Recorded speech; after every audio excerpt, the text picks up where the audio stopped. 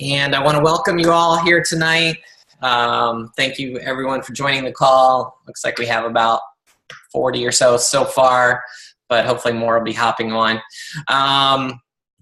Tonight we have a special guest. He is, Bob Lucido. Most of you guys know him. Anybody who attended the men's training down in Dallas, he was my favorite speaker, and he was why I asked him to come on our call. And I think a lot of guys on the team really enjoyed his speech, but I think a lot of other people would love to hear what he talked about. Bob is a 10-star diamond coach. He is a 2-time elite coach. He's SC All-Star. He was on the coach advisory board, where they interface with corporate. And Carl, on behalf of all the coaches, he was on there from 2013, 2014. He is a member of the Millionaires Club, probably for many years, and he was $1 million body winner in 2009. So, Bob, if you want to take it away and give us more details of your story for everyone, you can go ahead. Fantastic. First of all, let me say thank you, Greg, for having me, and thank you to everybody who came out for the call tonight. It's an honor for me to be here, and it's nice to. I can see some of the faces in there, and I see some familiar faces, and some of the guys who were in Dallas. So for those of you who were in Dallas, fear not. I am not going to just spew back the exact same thing that I shared. But there's a concept there that we talked about. And when Greg invited me to drop by and visit with you guys tonight, we talked a little bit about what would make sense to share tonight. And what I'm going to share is that. So let me just start off right there and say that what we're going to talk about tonight is not necessarily a nuts and bolts kind of a thing, although I am going to give and suggest some very specific action items, but it's really more of a concept that I think personally is crucial to really building big success in this business. And I think it's one that gets overlooked. I think it's one that that we don't talk about soon enough. And although it would be very easy to say, well, okay, this is a sort of higher level concept thing, and maybe this is for people who have been around for a little while and already have a business. And I would say no. That's not the case. At Dallas, I shared a little bit of for me. My dad was a contractor, so I was always on building sites and watching projects start from beginning to end. And one of the things that I share, Alice, and I'll share here, is that one thing that I noticed, even as a very, very young boy, is it always starts with reviewing a plan. It always starts with taking a look at what the finished result is supposed to look like. And you don't wait until you're 3/4 of the way through before you look at that. That's something that you have to be aware of and you have to be paying attention to right up front, right? You can't build the building sort of going as you might, making things up as you go. This is the very same way. And the plant that I want to seed in all, the seed that I'd like in all of your minds tonight and ask you to start thinking about, even if you're brand new, even if you just joined today, and that is having the goal of building an organization, not just personal success, but an organization, a network of leaders building their own organizations that you will become the center of. And it's cool that we have 40 or 50 people or whatever it is here tonight, because obviously Greg started to do some of that himself, right? Or he wouldn't have the kind of success that he's had, and you guys wouldn't have the kind of team that you have. But if each and every one of you, everybody here tonight, well, if you haven't already, and if you have already, then that's cool. We're going to talk a little bit about some tips on how to actually get there and how to actually build an organization. But you have to set that out as a goal, and that's concept number one. So if you haven't started to think about that yet, please bring that in to what you're doing. It's not enough to just hit Success Club every single month. That's cool. You know, I'm a Success Club all-star, like Greg said, and all of us should do that, but that's not enough. That's building personal success. That's based on what you're doing, and that will build a certain level of success, but it's 100% dependent upon you. And so in some way, you really are still trading time for dollars because it's still on your shoulders, and you have to know that that's only going to get you so far. And what we want to talk about tonight, and I think what everybody's goal is, especially if you're here on this kind of a call, I'm just going to take a moment here and let the dog out because she's whining at the door. But if you're on this call, then I'm assuming that you're here because you want to build really big success, and you want to build a really big business that can actually have the potential to do the kinds of things that we all talk about when we sit down and write out our why and get started. Well, I'm here to say to you that in my personal opinion, that's going to mean building an organization. It's going to mean more than hitting Success Club every month. And please hear me, I'm not saying instead of, I'm saying more than. Qualifying for Success Club every month is still part of your business plan, and I'm going to ask you to add a couple other layers to it. All right, so typically what we talk about next, after we talk about Success Club, is elite and qualifying for elite. And as Greg said, I've done that a couple of times myself. I think that's a crucial step in building success. But again, it's only one of the steps. And the way that I like to talk about it, the way I like to think about it, is that that's really level 2 of the kind of success that you can build in this business. Because when you start qualifying for elite points, you start qualifying for elite status, then you are starting to help some other people on your team build their own personal success, scoring their Success Club points. And that's where this starts, and that's where we take it from individual success to team success. And then the next level, and the level that I really want to share with you tonight, and again, I think is really crucial right from the beginning, is understanding that you also have a third tier, a third level of success that you're trying to build. And again, I think it's really important that you know this right off the bat so that you know what you're building for. And I'm going to talk about a few things in a few minutes that brand new coaches can do to start building the foundation for this. Because obviously that's crucial. You have to start putting the building blocks in place right from the beginning so that you can make it to that place, okay? So what does organizational success look like?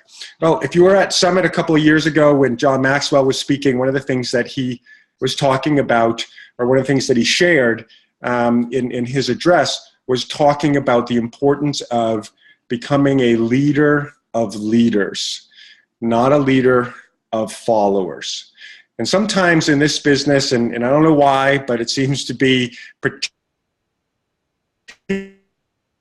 particularly prevalent in this, because there's some fable out there that says that someday, you know, you can build this in such a way that then, you know, you walk away from it, or whatever that idea is.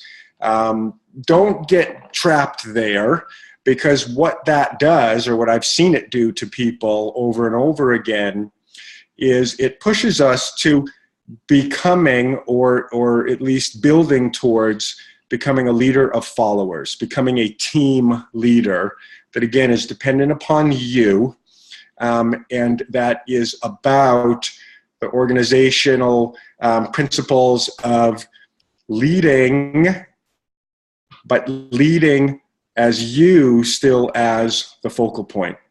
And where we really want to get to is creating a network of duplication, of what I call generational duplication, of duplication that's going to drive away from yourself and raise others up to become leaders themselves, running their own organizations. And that's where you want to get to.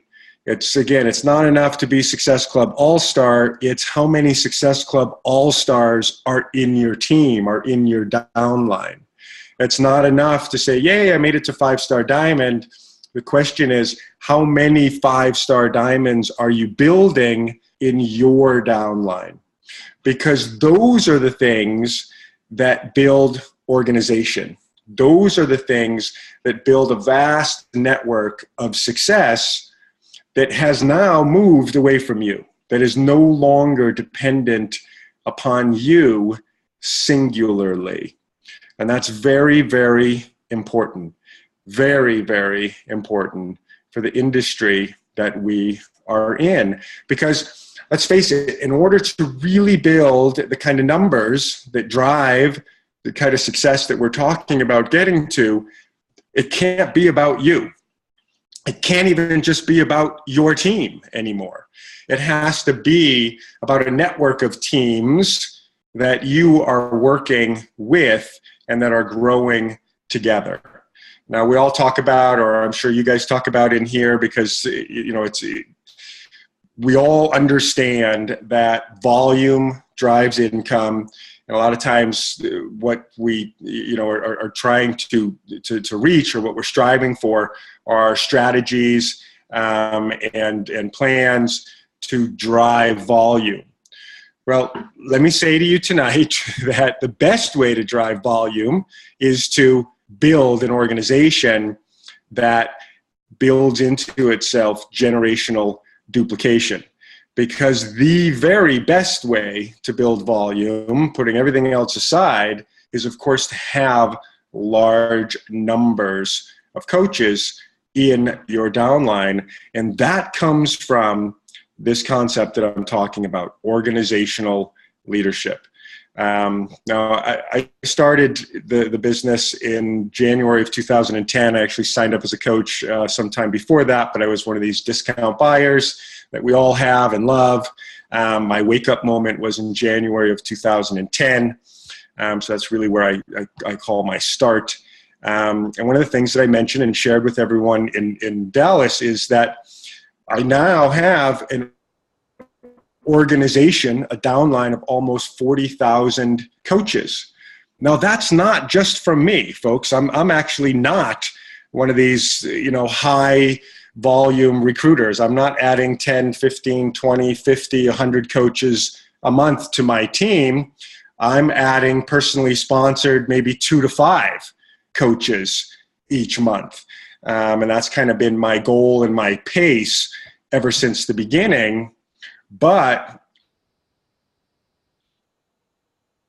I'm always focused on organizational building. I didn't go out there and build that downline. I went out and built an inner circle of leaders and worked with the concept of bonding an inner circle that drives duplication to drive organization. Okay, so what do I mean by that? What does that look like? In the Dallas presentation, I shared an analogy that I think works very well of sort of the boardroom. Before I became a Beachbody coach, I was an environmental attorney. I worked for the state for 10 years, and I told the story of how we would go after large, high-level, complicated cases of environmental enforcement, and how I, as a single person with a small inner circle of maybe 8 to 10 people, was able to pull the resources and the expertise and the knowledge of thousands of state workers within the Department of Environmental Protection in a moment's notice when necessary. And, think of, if that makes sense to you, great. If it doesn't, think of a boardroom setting in sort of ordinary corporate America and what that looks like, right? Any large organizations, any large businesses are always run from this small board, right? This small group of people who are each in themselves leaders of components of that, leaders of departments. When I worked for the DEP, I had my wetland scientist group, I had my air pollution group, I had my solid waste group and my hazardous waste group. Now, I wasn't an expert in any of those things, and I didn't even need to know the people in those departments or the hands on the boots on the ground people, but I had at my access the leaders, the department heads who could reach down and get that information when necessary, who did have the person-to-person contact necessary to be able to generate those connections and resources. I sort of naturally took that into this business right from the beginning, and as I look back at what my business has turned into, what my organization has turned into, and I sort of ask myself, how did I get here? How did that happen? Jeff Hill says a lot. I love this quote from him, that success leaves clues, right? Success leaves footprints. And I looked back, and what I've noticed is exactly that right from the beginning. And that's why I say that anybody on this call, whether you've been around for a while or you just joined this morning, can put this content right away. My goal was to set up that same inner circle, that same concept. I somehow intuitively from the beginning had a drive to get that set up. And what it looked like in the beginning was simply partnering with the coaches in my downline. In the beginning, like everybody else, I had a teeny tiny little downline. I'm actually one of these orphan coaches. So I was been sponsored on an inside leg of an Emerald coach. So it wasn't like there was people showing up underneath me, and there wasn't like there was already anybody there. But as people came in, I would always make sure that I would invite them into that partnership level connection, because finding those people who are going to sit in those seats in that inner circle is crucial to getting that started, to getting the organizational growth, the organizational concept started. And in the beginning, it was just one person. My personally sponsored coach, Keith Callahan, who probably some of you have heard his name before. He's also a millionaire club coach, or $1 million club coach now. I think we changed the name to that, but and has built great success as well. But in the beginning, we didn't have any of that, but we had two people who wanted to build great success and who were willing to support each other to build individual success. Okay? And even that sounds confusing to me. So let me step back and just see if I can clarify what I mean by that. A lot of times when we start building towards a team, we make it about the team, which is great. But if you want to get to the organizational level, you have to make it about teams, plural, and be working towards driving, supporting, assisting, partnering those within your organization, and by that I mean your downline, personally sponsored or not, who have that same goal, partnering with them and making sure that they are building their own teams, making sure that they leaders, and that you're not all just providing a crutch for each other to lean on some kind of common thing. I say that a little bit cautiously, because that's not to say that you shouldn't create team identity and create the biggest, most beautiful team that you can. You should. You absolutely should. But make sure that you are also empowering those within your team to do the same thing. Don't, and as softly as I can say it, the ego trap of wanting everybody to, kind of acknowledge that they're part of your team. I often tell the story of the first time that Keith and I, we started this together. We built together. We built the team together. And for the first couple of years, it was arm in arm. It was us. And I remember the first day that he came to me and told me he was going to build his own team. Well, that almost crushed me. It really did. It was a huge lesson for me in organizational growth because, I'll be honest, it scared me. It made me sort of second guess what I was doing. And it's like, wow, what, is this about me? Is this about is there something we're doing wrong? Is there, and just this sort of sense of security, all of that stuff all came up all day in the growth of my business. Because once that happened, what truly transpired was the very first time of generational duplication. If you remember high school biology class, the first time you saw the video of that one-celled animal that split and now there's two cells and they're identical and they're both just as viable and just as strong and just as alive, that came from that center one. And then, right, the way organic growth happens is those two split and now there's 4 or 8, I guess. I don't know. I'm not good at math, right? So they just keep splitting and creating until there's this huge network, huge organization of similar and equally viable, equally powerful entities all connected together. And that's the goal that you want to set for yourself as you're building. And in the beginning, maybe that sounds like an awful lot. And let me just step it back because it doesn't have to be overwhelming at all. Look for a partner. Starts with looking for a partner. And hopefully you've already got one or two. We work with success partners. We work in Team Cup Challenge groups, and I hope you guys do that. I'm a huge fan of Team Cup Challenge. I've never won. I'm not in it to win it. I'm in it to utilize it as a tool to build my business.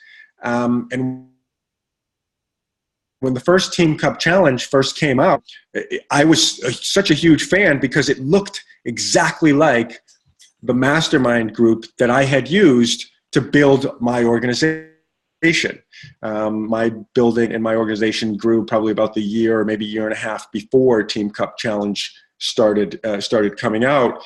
And we had already started to utilize what looked very similar to that. And I recommend that you guys all do the same thing, and that is stay in Team Cup Challenge mode all the time.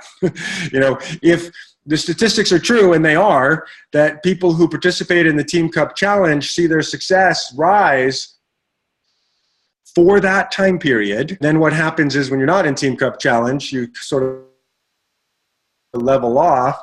Well, why is that? It's because you're working in a mastermind group.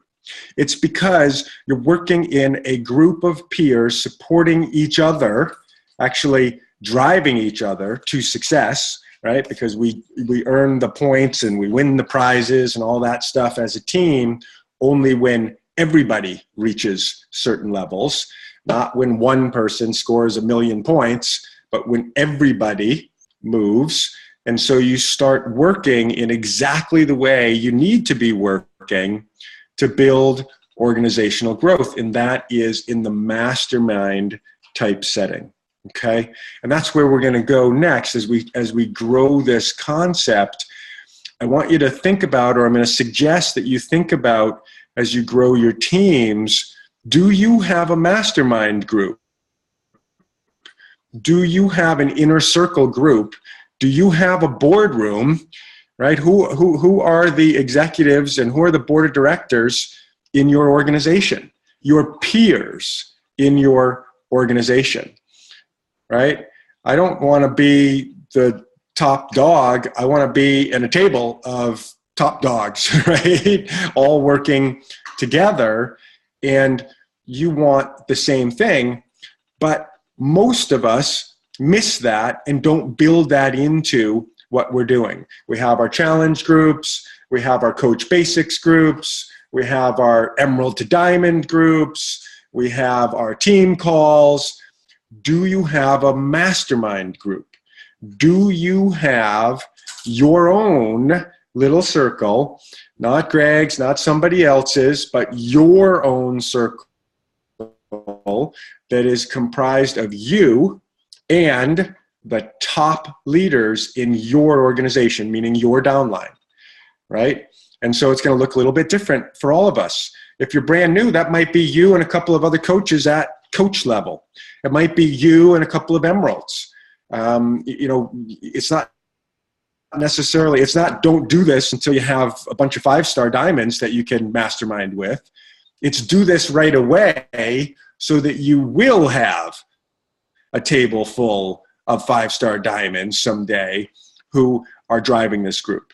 Because I'll tell you, for my own team, this inner circle that we've built now is comprised of 35 or 40 5-star diamond level coaches, but it started as 4 or 5 of us who I was probably diamond, I guess, so that I actually had some kind of little downline, but everybody in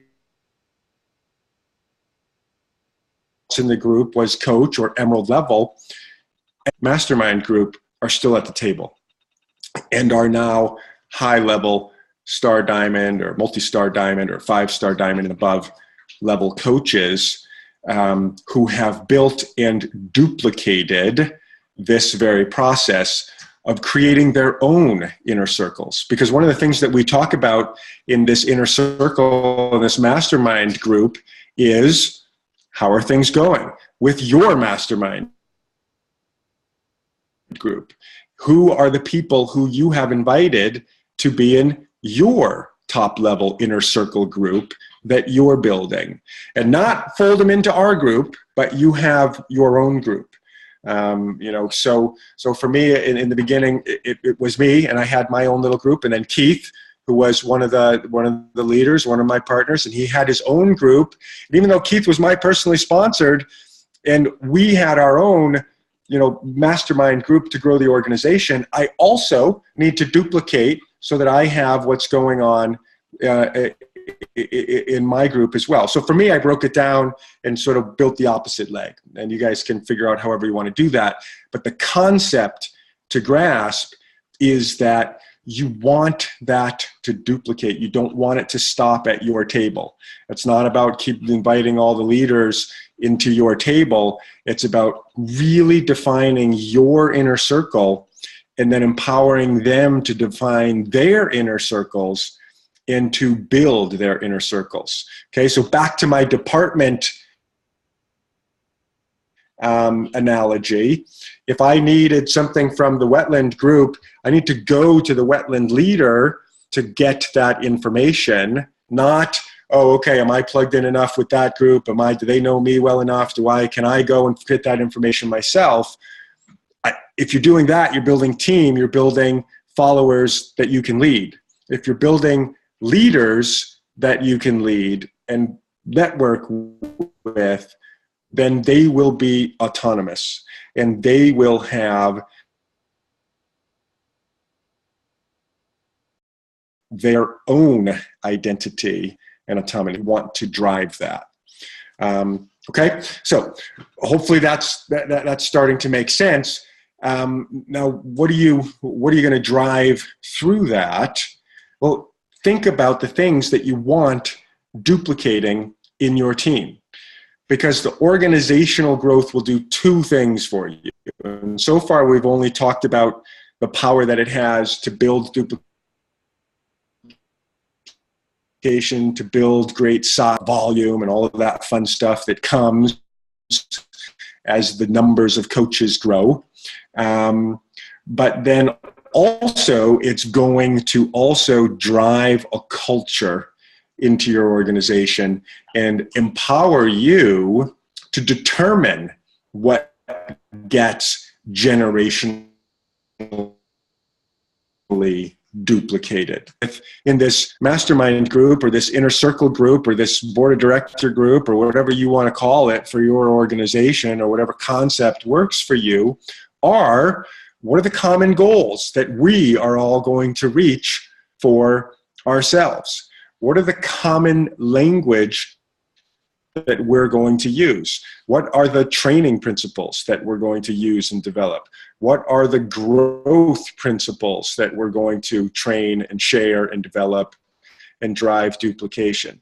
What's the set of ethics that we want to promote on our team? What's the, what are all of the things that you want to see generationally duplicate? Or once you and your leaders start using the language and the principles, that stuff will duplicate on its own. Just the same way that your kids learn how to speak the language that you speak. Not very many, and probably none of us. I have 4 kids, and I've never done it with any of them. I've never sat them down to teach them English, right? They just learned it because they're here in the house. They learn the language. And you can even see in families, there's even certain language that comes out, and the same thing will happen in your team, and you want to be conscious about what you're doing with that and how you're driving that. Okay, so for instance, what does that mean, Bob? That all sounds great, but what's it mean? One of the things that we have in our culture or language of our organization is something that I call the daily disciplines. Now, it's a little set of daily activities that our inner circle group, determined through sharing and masterminding to be the things that are the common things that drove success for us, for ourselves, and for what we've seen happen in our team. And so we've sort of codified that into something we call the daily disciplines. Okay. Later on, people started coming out with something called Power Hour, which is great because you know what? Our daily disciplines is basically a power hour, but we didn't change the name of it. We didn't change talking about it a certain way because in our organization, what was the concept that was duplicating, that became part of our culture and our language, was something called daily disciplines. What are the things that you want to just be the things that happen in your organization, that your inner circle of leaders are going to do and are going to share with their teams and drive down into duplication in the organization as well, and develop them together?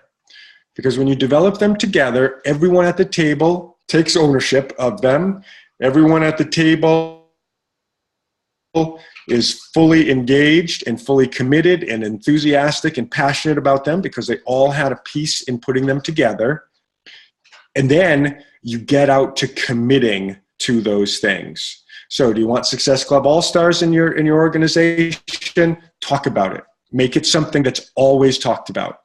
Do you want, one of the things that we used to do, and this is one of the things that we used to do to kind of, in the very beginning, when we had the beginning mastermind group to help drive the success of the different pockets of the group. So it wasn't just us, right? So it was maybe, let's say, me and 5 other people who were trying to drive something. What we then just each of us, each of the 5 people sitting around the table, then went into our own teams, and we would, usually on a monthly basis for a while, and maybe then every other couple of months or whatever, but very, very often, we'd play a game called Beat the Leader.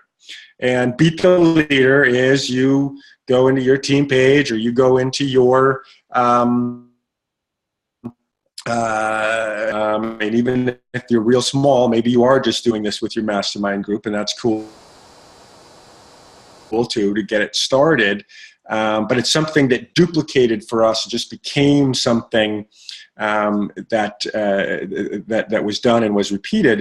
And it's a very powerful tool. Beat the Leader says, okay, if you're on my team and you're in my team page, here's what we're going to do. Anybody who gets more Success Club points than me this month gets a prize. And make sure you're following the corporate and compliance rules on what kinds of prizes you can give. A lot of times it's just the recognition.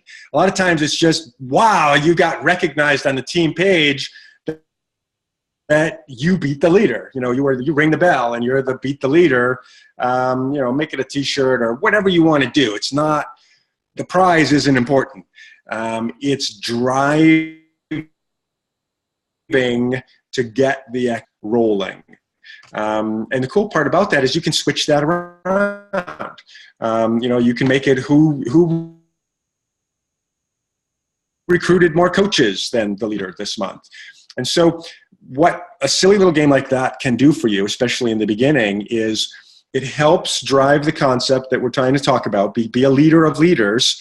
Get your inner circle people leading. It's not enough for them to make your inner circle meeting. Yay, I'm in Bob's inner circle meeting and we meet every Thursday, but I don't do anything else, right? No, go out and be a leader.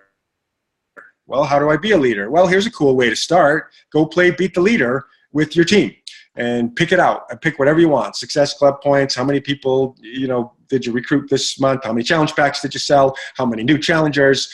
Think out of the box. Whatever makes sense to you, and switch it around. We would switch it around every month. It'd be something different. Okay, here's the task for Beat the Leader, and get out and do it.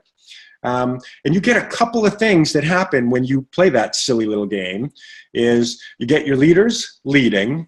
You get your leaders leading by example, because none of us, if you're the leader and you're playing Beat the Leader, you don't want to get beat, right? That doesn't look good. So you're doing the things that you want everybody to do, and they're not going to do it if you're not doing it. You encourage and get the enthusiasm and the passion of everybody else to get going as well. I mean, let's face it, that's why Team Cup Challenge does what it does. That's why Team Cup Challenge gets the kind of success for people that it does. 50% greater success for coaches while they're engaged in a Team Cup Challenge. That's just crazy. To do it on your own. Create your own process for moving that forward. And it starts in your inner circle group, and then getting just one example. Obviously, think out of the box, create your own things. The concept here, though, that I'm trying to drive home, and I hope you're catching it, is you got to have that inner circle. You got to have that mastermind group that is connecting as a leadership group, and then is action-oriented, going out and duplicating. If you're going to sit down as a mastermind group and come up with, you call it what you want. For us, it was something that we called daily disciplines. What are the 8 or 10 things that you absolutely think have to get done on a daily basis to drive success as a coach? Put them together. Think about them. Talk about them. Figure it out together. Then commit to it yourself. Give it a name, and then run with it. And make sure that everybody uses the same name for it, that everyone commits to it, and that everyone shares. Okay? Those are really important things, every single one of them, even the thing of giving it a catchy name. Power Hour sticks in people's minds because it's this cool little catchy thing. For us, daily disciplines worked because it was a cool little catchy thing, and it became a common phrase in our team culture and our team language.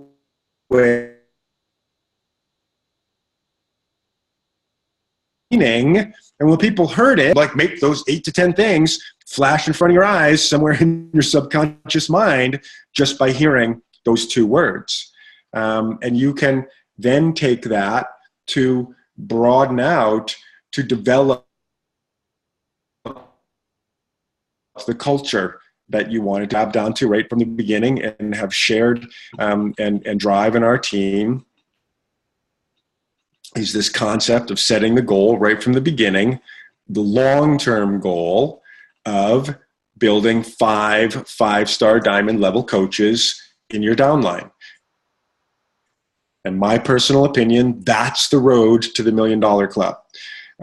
If you build and connect with 5 other people in your downline, personally sponsored or not, you go to 5-star diamond or above, and they go to 5-star diamond and above, that will build the kind of quantum size that's necessary and the stability and the volume flow to get you to that level of success. It's really that simple. You're not looking for 40,000 people, you're looking for 5. And those 5 that you work tightly together with will together build the thousands, will together build that network. Okay, so anyways, I'm not here to train on that principle, but that was one of the principles for us. And so if you talk to anybody in my organization, they know about the 5-5-star thing, just like they know about daily disciplines. And it's not because they've heard it from me, it's because we, in our mastermind group and our core leadership group, decided that that was one of the important principles that we believed in, that we were going to commit to ourselves, and that we were going to drive home. And by driving home, that means that when we that whatever the things are that we decided are the culture drivers that we want, we got to commit to sharing them too. It's not train on it once and then never talk about it again. If you want those principles to get really driven into your people and into your organization, they have to be things that you're talking about all the time. They have to be terms and phrases that you're going back to, that you're throwing out there, that you're, I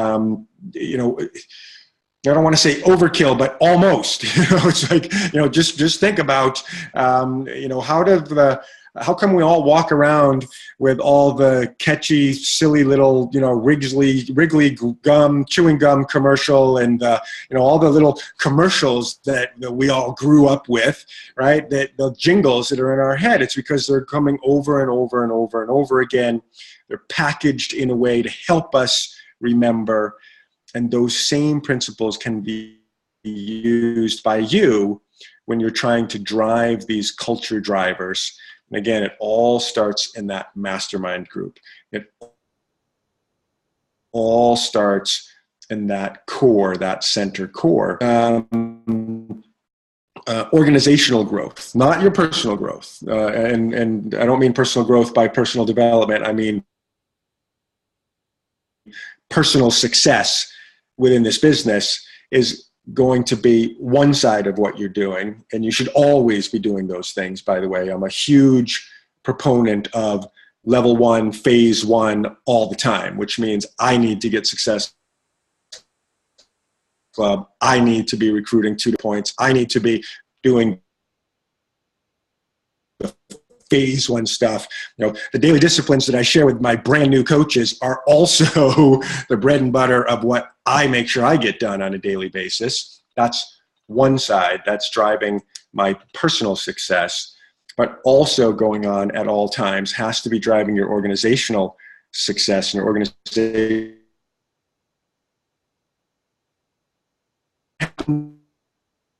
That happens in your become a core component, a major piece of what you're doing. It can't be something that you sort of pay lip service to. It has to be just as important to you as getting your 3 vital behaviors. We're all used to drinking Shakeology and working out every day. Are you meeting with your mastermind group at least once or twice a week? Are you plugged in with your core leadership group in a way that creates a tight center and a tight core for your organization to revolve around? It's like just think about a solar system or something. There's always that center, right? Or it's not this kind of wiggly wobbly thing, right? No, it's rotating, and it's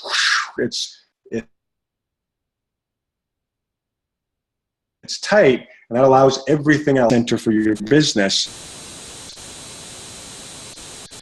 And what happens, unfortunately, all too often, is we run down the road and we start building this business, and we start doing our power hours, and we start, chasing after Success Club, but with no rhyme or reason, with no core, with no center, with no foundation to hold that together.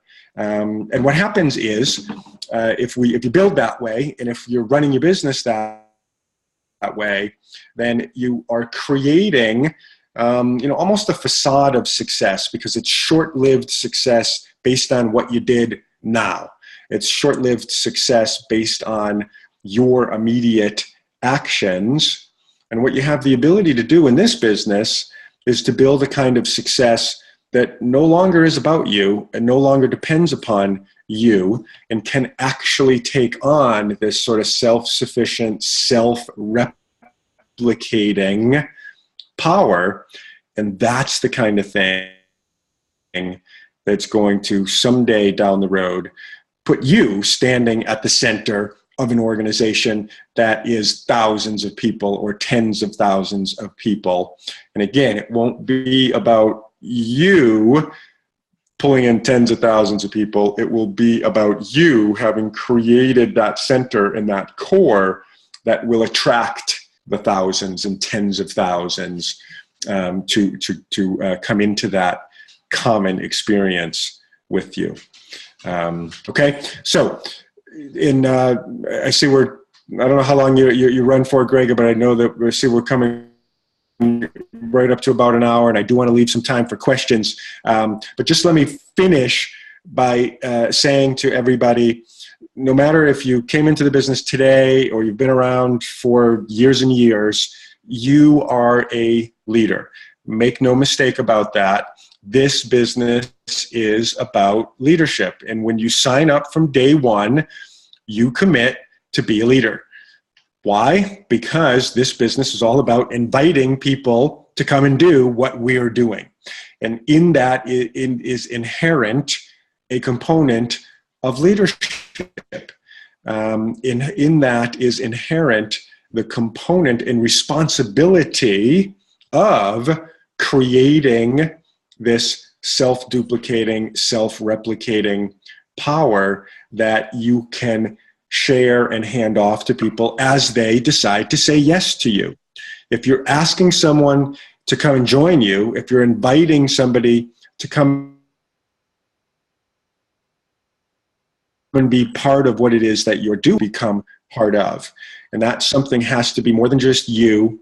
It has to be something that's bigger than you, that's outside of you, and that is more inclusive than just being your own little creation with your own, little pieces driving it. It has to be something that's going to be group built and organization driving. So I think we'll just take a break right there for a minute. Greg, does that make sense? And maybe open up for questions, or if there's any, I'll leave it to you where we go next. But, yeah, that makes sense. That's the concept that I think is important. And I just want to say that, what you're saying speaks to me greatly. I mean, it's something that I can relate to, and, something I need to work on with my core team, definitely. A question that I have for you, Bob, is, a lot of people, I guess, on the call and in the organization, like you said, are probably newer coaches, or maybe they're emerald coaches and they have some discount coaches underneath them. So they really don't have probably that organization that they can build. Do you just suggest that they find a couple partners and start? I mean, what would the steps be for them to start building their own organization if they don't have the leaders? Right. Great question. And the first thing, sponsored or not, for simply anybody who's raising their hand saying, yes, I want to do this business too, because your inner core, your mastermind group starts with just a partner. It might just be one person, and that's cool. Now, here's the other side of that, because you might look into your downline and just like you just said, so, oh, wow, I'm an Emerald coach and there's 2 discount buyers down there and nobody's raising their hand. So the cool part about this business is we can look in 2 directions. You can look and say, who's ready down here? Or you might say, I'm an Emerald coach and I'm looking up to my upline, raising my hand saying, I'm ready to be in a mastermind group. That sounds cool. And so it may start there. 527, but and especially with a team like you guys have, with all of these wonderful people who are all raising their hands saying, "Yay, I want to do this and I want to build this business." It may start in that direction, and that's okay, because the cool part is once you put this together, once you put this network together, once you're thinking organizationally. The cool thing is you'll probably be part of a few mastermind groups. Hopefully, you guys are all coming together and you're building organizationally. For me, unfortunately, like I said, I was the inside leg of an Emerald coach and I didn't have much to look up to. So, okay, keep recruiting until I find a partner or 2, and then go from there. But for those of you who do have the luxury of being able to look up and say, hey, wait a minute, I want to be part of one of those groups, the way to really bring the glue together is to be part of a mastermind group with your upline and then taking that exact same experience and then duplicating it in your downline. Because it's also cool to be part of a mastermind group, maybe with coaches who are higher level than you are, helping to drive you up and helping to make sure that you're not trying to recreate the wheel here. That's not what I'm suggesting, and I hope that everybody really understands that. A big part of the cultural sharing that we do in our organization is simply plugging into what's going on with corporate. One of the things that we used to talk about, and maybe this is a good place to share that, in the beginning, what we used our mastermind group to really do was to simply leverage whatever was happening with corporate. If there was a new program coming out, then cool. We did a challenge group kind of thing, even before challenge groups, for all the coaches in our organization. Yay, Insanity Asylum's coming out. We're all going to get it. We're all going to do it. And we're going to work together as a coach challenge group together on this. And then, of course, spread out and then do our own thing. Or when the Team Cup challenges started coming in, making sure that everybody was being part of those things. Trainings or whatever it was that was coming out of corporate, because the cool thing is that there's an awful lot that gets offered to us through corporate, and unfortunately, I think less these days, but more back in the old days, a lot of that stuff would just fall on the ground because it wouldn't make it to the beginning coaches because there wasn't this process of bringing it. And so a lot of times in the beginning, especially, your mastermind group might simply be that. And if you're already part of a wicked cool team like you guys all are, so you can tell I'm from Massachusetts, right? Wicked cool. But anyway, it just slips out sometimes. If you're part of an amazing group like this, then the cool thing is you get to leverage some of the stuff that's already going on and saying, wow, you know what, I'm part of this cool, awesome organization that's already going on. We've got a nice little set of tools that we're using. We've got a cool little language that we're using. We've got some hot training things that we've duplicated and we know are working. So let's take some of those and then bring the vehicle to how we're going to get that to our teams, and most importantly, how we're going to activate our teams. So does that make sense? Mm-hmm. Yeah, thanks. Who else has a question?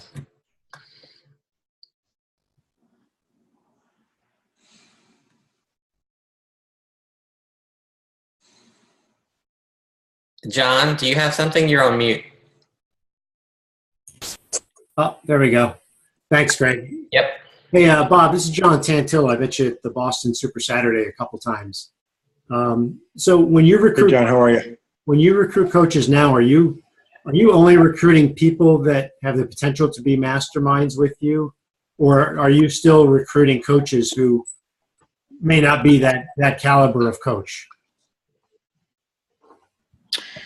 Good question. And the interesting thing is that my recruiting has changed, but not quite that far. I'm not just looking for mastermind level people, because the truth is, your mastermind level people are going to be, not quite the needle in the haystack, but almost. I mean, if I have a downline that's close to 40,000 and 30 of them are 5-star diamond or above, or whatever my mastermind group looks like, that's a pretty small percentage, right?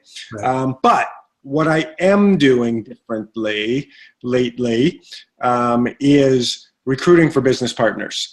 I'm doing less and less of recruiting through product first. Please let me put an asterisk on that, especially for newer coaches. That's something that my business has come to because of the size that it's at, and I have less need in terms of numbers coming in, right? So I'm trying to look for the higher potential of engagement from a business partner, and spending less of my time massaging somebody from a customer up to a coach. But let's not forget, I started as a discount coach, and I started by somebody massaging me through that process of becoming a participant, and then a proponent, and an advocate, and then eventually a coach. And so I highly recommend, especially newer coaches, keep that as your number one focus. But I also do believe that everybody should do two things. You should be recruiting, and this is coaches, you should be recruiting new coaches product first, and that's through your challenge groups and by sharing product, and then sort of massaging that. And though also looking for sharing business first as well. I always teach in my groups that when you're recruiting, you need to understand that recruiting is a two-pronged fork: product first, business first, and you need both going on. And by the way, this might be a good time to throw out too, I have a coach training group called the Bearcat Training Camp that is open to everybody. It's a cross-line group, and for any of you who may not be in there yet, if you're interested in checking things out, we got a whole bunch of stuff in there on a lot of these topics, and everybody's everybody is welcome to come on in and join us. That's open to everybody, even if you just want to check it out and use what helps and not pay attention to what doesn't help. It's called the Bearcat Training Camp. You can find it on Facebook, or send me a message if you want to get in there. And there's a little bit more discussion on some of these things. But one of the things that we actually quite often is this concept of making sure that your recruiting is two-pronged. But so long-winded answer to kind of a short question, and back to the question. The bottom line is, yes, my recruiting has changed a little bit, and I would say that I lean now more heavily on business first. And that's not to say that I don't share product first too, because I do. It's just sort of my scales have tipped a little bit. So awesome. Anyone else before we wrap up? So one thing in the chat group that I just saw and that I want to address, because I think it's a great comment, and that is, how do you sort of develop this process of coaches going out and training themselves and making sure that coaches are not depending on you to get all of the development. I think that's a great concept. And for us, one of the things that we make sure that we're always sharing is that if one of the 3 vital behaviors is personal development, I always like to remind people that personal development is as much skill development as it is, sort of inner growth. And again, two-pronged process there. Yes, do all the inner growth and all of that kind of stuff, but also make sure that some of your personal development time, and in my humble opinion, at least 50% of it, is skill development. And if that becomes part of the language that you share in your team and your organization, if that becomes part of the culture, then what will happen is you'll see the coaches in your organization will do both. You know, they'll read the Tony Robbins and Danny Jones and all that kind of fun stuff, and then they'll also be seeking out skill development. You know, how do I learn how to do Facebook ads on my own, and how much time am I spending, you know, going into Google or YouTube or any of these amazing resources on skill development. So that, and I think, again, it's just the more we talk about it, the more we let people know. There's a lot of times people come in and they're just sitting back and they're waiting for you to tell them what to do and how to do it and all of that. And I think that the way you get around that is you tell them, well, one of the things you're going to do is skill development. And I'm not going to teach you everything about social media because I'm a social media dunce, but social media is important. So get on YouTube and learn about Snapchat and learn about how you do, you know, automated posting, and learn how you do ads and all of that kind of stuff, because that's part of your personal development. Does that make sense? Yeah. Okay, well, thank you very much, and we will wrap up. It's been more than an hour, so we want to, you know, anyway, tongue-tied here. We want to respect your time is what I was trying to say. And thank you for speaking with us, Bob, and we will let you go. And thank you very much. Absolutely. Thank you for having me, Greg, and thank you everybody who came out tonight. And we'll be looking forward to seeing you all down the road in this beautiful Beachbody family that we all share. All right. Good night.